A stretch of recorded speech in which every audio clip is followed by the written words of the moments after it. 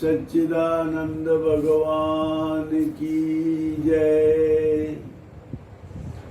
कल के एपिसोड में हम एक शिष्य की प्रॉब्लम के बारे में चर्चा कर रहे थे, जो अपने गुरु से ये कह रहा है कि गुरुदेव, मुझे मौत का डर बहुत सताता है। आपके साथ इतने देर रहने पर भी और आपके प्रवचन सुनने पर भी मेरे मन से मौत का भय नहीं जा रहा।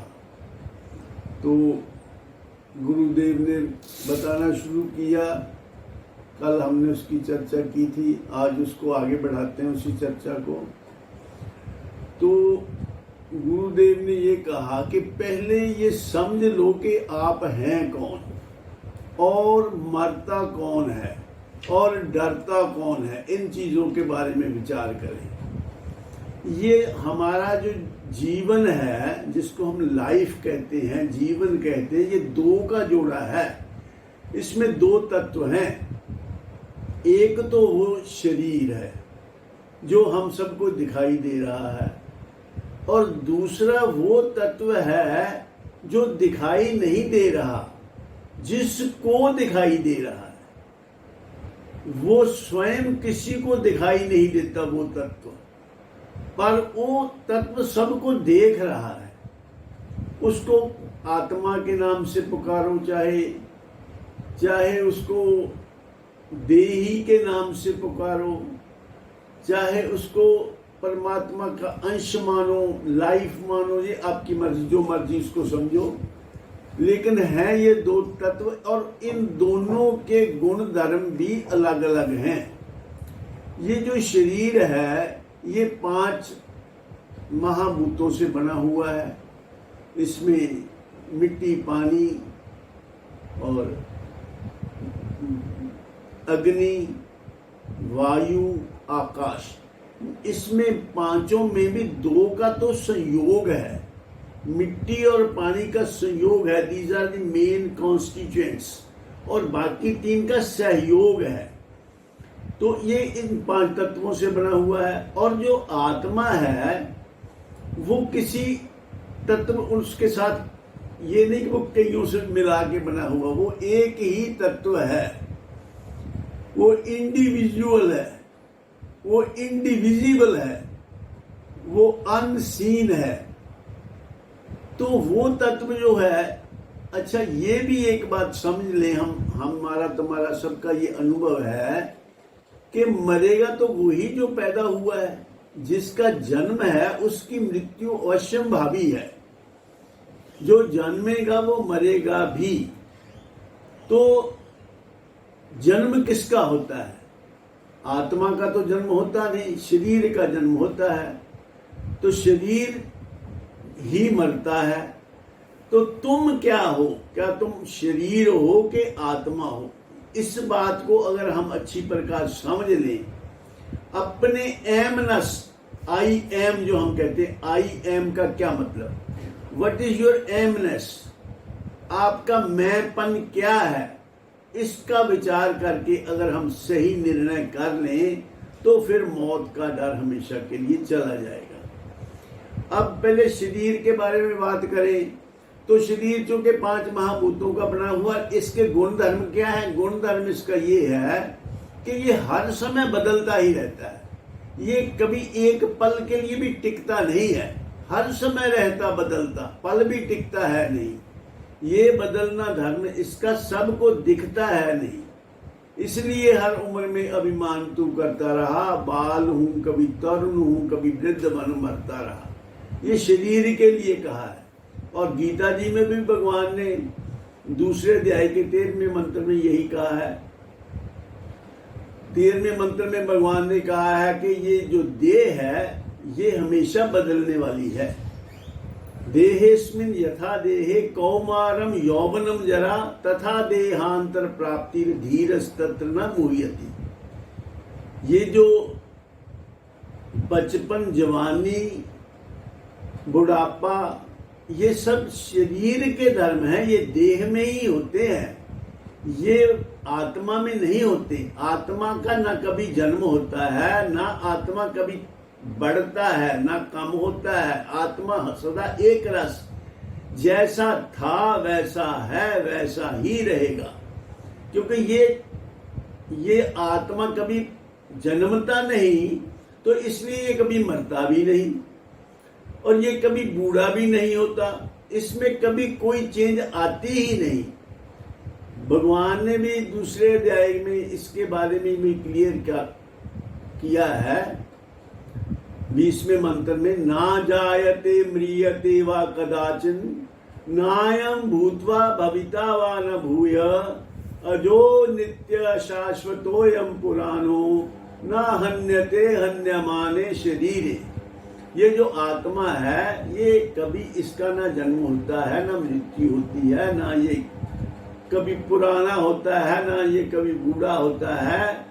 शरीर के जन्मने मरने के साथ इसका जन्मना मरना मानना हमारी बहुत बड़ी भूल है। ये ऐसा तत्व है जो इसमें कोई तब्दीली आती ही नहीं। चेतन की बाय डेफिनेशन चेतन का मतलब यही होता है जो हमेशा से है, हमेशा तक के लिए है। चेतन के बारे में गुण धर्म चेतन का है जो निज को जाने। चेतन तत्व जो है वो स्वयं को भी जानता है और दूसरों को भी जानता है। जो निज को जाने तथा जाने अन्य पदार्थ, चेतनता को जानिए कविजन वचन यथार्थ। और जो त्रैकाल अवाद्य हो जाको नाश न होए, सदा एक रस जो रहे सत कहलावे सोए। ये चेतन जो है ये सत्य है, ये सत्य चित्त आनंद इसको बोला गया आत्मा को। ये सत्य है, ये चेतन है, ये आनंद स्वरूप है। और शरीर जो है वो सदा बदलने वाला है, बदलते बदलते ये अंत में जब बदलाव पूरा हो जाता है, इट्स नो फर्दर पॉसिबिलिटी कि इसका कोई और बदलाव हो, तो जो ये इसमें रहने वाला आत्मा है इसको छोड़ के चला जाता है। इसी को ही हम मौत कह देते हैं। शरीर और आत्मा का संबंध विच्छेद हो जाने को हम मौत कहते हैं। जबकि जब हम शरीर नहीं है, हम आत्मा है, ये बात समझ में आ जाए तो आपको ये भी बड़ी आसानी से समझ में आ जाएगा कि मैं तो कभी मरता ही नहीं, मैं तो दूसरे की मौत के लिए फिक्रमंद रहता हूँ।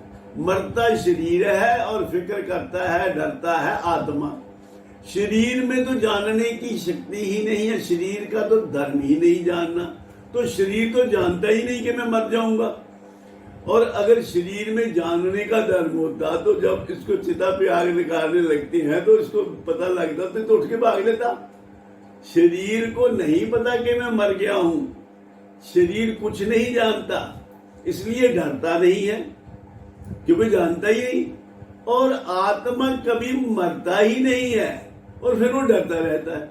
इसका कारण क्योंकि आत्मा अपनी अमरता को नहीं जानता। आत्मा नहीं जानता कि मैं अमर हूं, तो आत्मा को अपनी अमरता का ज्ञान नहीं।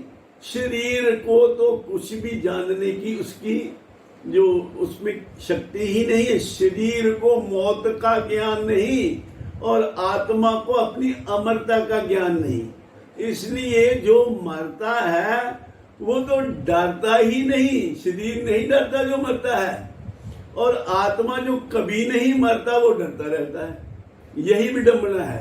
तो इसका क्या इलाज, क्या गुरुदेव ने समझाया कि तू आत्मा है, तू अपने आप की सही पहचान कर लेगा तो तेरा मौत का भय हमेशा के लिए जाता रहेगा। तो उसके लिए तू मेरा सत्संग और गहराई से सुन, उस पर चिंतन और मनन करके अपनी ठीक पहचान कर। अगर कोई सत्संग में आता रहेगा तो मरने का भय दिल से जाता रहेगा। तो मरने का भय तुम्हें इसलिए है कि तुम अपने आप को ठीक से जानते नहीं। थोड़ा विचार करें हम सब भी कि हम यहाँ से शुरू हो जाएं। ये मेरे बाल हैं, खुशक है इसमें नहीं, तो ये मेरा फेस है, इसमें आंखें हैं, नाक है, मुंह है, ये मेरा फेस है, ये मेरे कान हैं, ये मेरे बाजू हैं, ऐसे ही ये मेरी टांगे हैं, मेरे पैर हैं, मेरे नाखून है, ये सारा कुछ मेरा मेरा मेरा।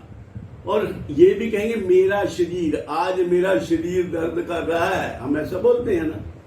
तो मेरा है, तो फिर मैं कहता हूं मैं जा रहा हूं। जब शरीर उठ के जाता है तो हम कहते हैं मैं जा रहा हूं, मैं खा रहा हूं, मैं ये काम कर रहा हूं। यही गलती है, पता नहीं कब हम मेरे को मैं मान लेते हैं। चलो ये बात एक ऐसी है, ये शरीर तो मेरा है, मैं नहीं हूं। जो मेरा है वो मुझसे जुदा है। तो ऐसी अगर समझ आ जाए, लेकिन व्यवहार में बाधा न पड़े, हम अपने आप को आत्मा माने, आत्मा जाने, और आत्मा मानकर जानकर ये जान ले कि आत्मा तो कभी ना जन्मता है ना मरता है, इसकी अमरता का हम चिंतन करें कि मैं अजर अमर अविनाशी तत्व हूं, मैं शुद्ध चित्त सत्य चित्त आनंद शुद्ध विशुद्ध आत्मा हूं। तो जब अपने आप को आत्मा मान लेगा तो मरने का भय नहीं रहेगा। लेकिन इसमें व्यवहार में बाधा आ सकती है। ऐसे ही कोई सत्संग कर रहे थे तो रोज वो बताते थे कि भाई तुम शरीर नहीं हो, तुम आत्मा हो, और आत्मा सबकी बराबर है। ये नहीं कि कोई आत्मा छोटी है बड़ी है, आत्मा सब में एक ही है, तो सभी आत्मा है। तो एक देवी भी रोज अपना ही बड़ी अच्छी नेचर की थी, अपने पति के रोज पैर दबाती, सोने के पहले पैर दबाती थी, उसके सिर दबाती थी। तो जब सत्संग 2-3 दिन सुनने के बाद उस पर यह असर हुआ कि मैं तो आत्मा हूँ, तो चुपचाप उसने लेट गई और पति देव आए तो उसको कहती मेरे पैर दबाओ। तो कहते क्या हो गया तुम्हें, कि तुम भी आत्मा हो, मैं भी आत्मा हूं, तो मैं क्यों रोज दबाऊं, तुम क्यों नहीं दबाओगे। तो इसमें व्यवहार में बाधा आ जाती है। व्यवहार में बाधा नहीं आनी चाहिए। व्यवहार के लिए हम अपने आप को शरीर मान सकते हैं, लेकिन जब हम अकेले हैं, अंदर अंदर हम अपने आप को आत्मा माने, बाहर बाहर व्यवहार के लिए अपने आप को शरीर माने। बाहर से बाहर वालों के होके बन के रहो, बाहर वालों के बने हुए हो। कोई आपका भाई है, कोई बहन है, कोई पति है, कोई पत्नी है, जो जो रिश्ते बने हमने बनाए हुए हैं मर्यादा अनुसार उनका निर्वाह करना चाहिए, उसमें बाधा ना आए। और अंदर अंदर जब हम अकेले हों तो हम किसी के नहीं, कोई हमारा नहीं, हम परमात्मा के हैं, परमात्मा हमारा है। ऐसा अंदर अंदर अंदर वाले के होके रहो, बाहर से बाहर वालों के बन के रहो। जो बने हो उसके हिसाब से व्यवहार करो, और जो वास्तव में हो उसके हिसाब से मनन करो। ऐसा करने से आपका ये जीवन भी सफल रहेगा, नहीं तो फिर मुश्किल हो जाएगी। एक रामलीला में किसी को मिला रोल हनुमान जी का, वो काम करते थे वास्तव में हलवाई का, बिट्टू हलवाई के नाम से वो उनकी दुकान थी। तो हनुमान का रोल मिल गया। उधर रावण की लंका में उसने जाके वो जो वृक्ष तोड़े तो पकड़कर उसको रावण के सामने पेश किया गया। रावण भी बहुत पर्सनैलिटी वाला, रूप वाला बंदा था। उसने तुम कौन हो, तो मैं तो बिट्टू हलवाई हूँ जी। तो गड़बड़ हो गई ना।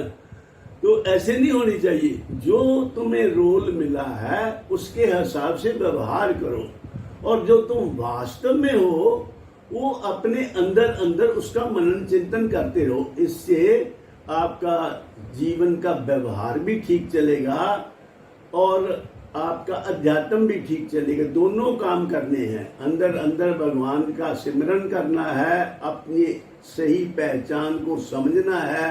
अंदर अंदर मैं आत्मा हूँ, परमात्मा का अंश हूँ, जन्म मरण से रहत हूँ, नित्य शुद्ध बुद्ध और सभी पापों से रहत हूँ। ऐसा अंदर अंदर चिंतन। बाहर बाहर मैं जो बना हुआ हूँ, मैं किसी का बाप हूँ, किसी का बेटा हूँ, किसी की बेटी हूँ, किसी की बहू हूँ, किसी का पति हूँ, किसी की पत्नी हूँ। जैसा जैसा आपको रोल मिला है, बाहर से वो रोल वही करना है जैसे ड्रामे में हम करते हैं, और अंदर से अपनी वास्तविकता को समझना है।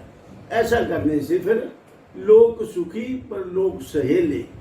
अपने आप अपनी वास्तविकता को हमेशा याद रखो, तो फिर ये सब सिलसिला जो है ठीक चलेगा। नहीं तो गड़बड़ हो जाएगी। गड़बड़ नहीं होने देनी। व्यवहार के समय में आप शरीर हैं, और जब व्यवहार खत्म हो जाए, स्टेज से जब उतरो, नाटक खत्म हो गया, तो जब रात को सोने के समय में या अकेले बैठे हो तो अपने आप को अपना जो सही स्वरूप है आत्मा समझकर मनन चिंतन करो। इससे आपका ये जीवन भी ठीक रहेगा और परलोक भी ठीक रहेगा। लोक सुखी परलोक सहेले। इन्हीं शब्दों के साथ मैं अपनी वाणी को विराम देता हूँ। इसी पर ही आगे और चर्चा की जरूरत है, तो अगले एपिसोड में फिर इसको और विस्तार से हम विचार करेंगे। बोलिए श्री सद्गुरुदेव महाराज की जय। सर्वे भवन्तु सुखिनः, सर्वे सन्तु निरामया, सर्वे भद्राणि पश्यन्तु, मा कश्चित् दुःखभाग् भवेत्। ओम शांति शांति शांति।